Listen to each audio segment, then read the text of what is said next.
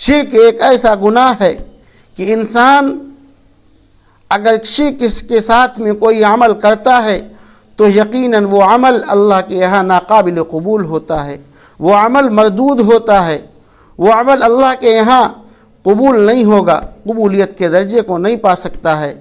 فَلَا تَجْعَلُوا لِلَّهِ اندادا، تو اے لوگو اللہ کے ساتھ میں کسی کو شریک نہ کرو۔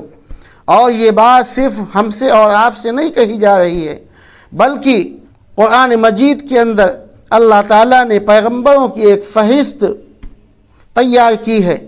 اللہ تعالیٰ نے ارشاد فرمایا کہ وَوَهَبْنَا لَهُ إِسْحَاقَ وَيَعْقُوبَ كُلًّا هَدَيْنَا وَنُوحًا هَدَيْنَا مِن قَبْلُ وَمِن ذُرِّيَّتِهِ دَاوُودَ وَسُلَيْمَانَ وَأَيُّوبَ وَيُوسُفَ وَمُوسَى وَهَارُونَ وَكَذَلِكَ نَجْزِي الْمُحْسِنِينَ وَزَكَرِيَّا وَيَحْيَى وَعِيسَى وَإِلْيَاسَ كُلٌّ مِّنَ الصَّالِحِينَ وَإِسْمَاعِيلَ وَالْيَسَعَ وَيُونُسَ وَلُوطًا وَكُلًّا فَضَّلْنَا عَلَى الْعَالَمِينَ وَمِنْ آبَائِهِمْ وَذُرِّيَّاتِهِمْ وَإِخْوَانِهِمْ وَاجْتَبَيْنَاهُمْ وَهَدَيْنَاهُمْ إِلَى صِرَاطٍ مُسْتَقِيمٍ۔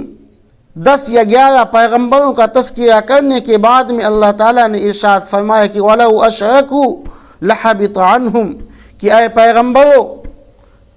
پیغمبروں، اے اللہ کے لاڈلوں، اے اللہ کے چہیتوں، اگر تم نے اللہ کی ذات میں، اس کی صفات میں، اس کی الوہیت میں، اس کی ربوبیت میں، اس کی وحدانیت میں کسی کو شریک کیا تو تمہارے تمام کے تمام اعمال برباد کر دیے جائیں گے، ختم کر دیے جائیں گے۔ یہ بات کس سے کہی جا رہی ہے؟ یہ بات پیغمبروں سے کہی جا رہی ہے۔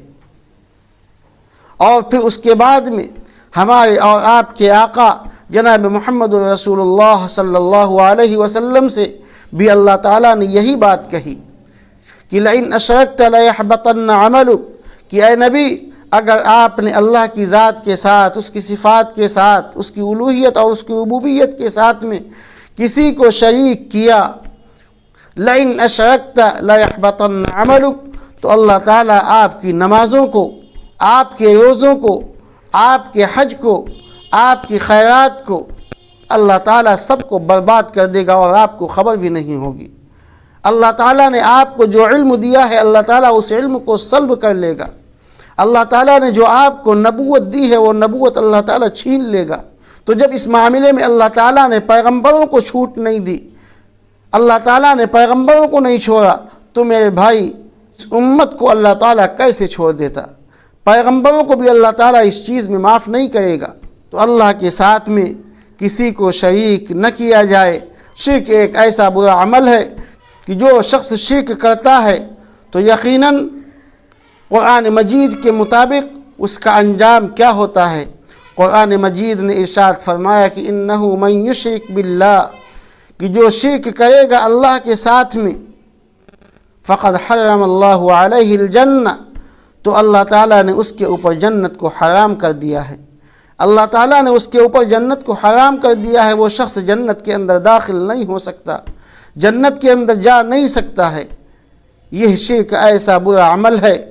اللہ سے دعا ہے کہ اللہ تعالیٰ اس گندے اور برے عمل سے ہم سب کی حفاظت فرمائے اور ایمان خالص نصیب فرمائے، توحید خالص نصیب فرمائے اور ایمان پر جینا اور ایمان پر مرنا نصیب فرمائے۔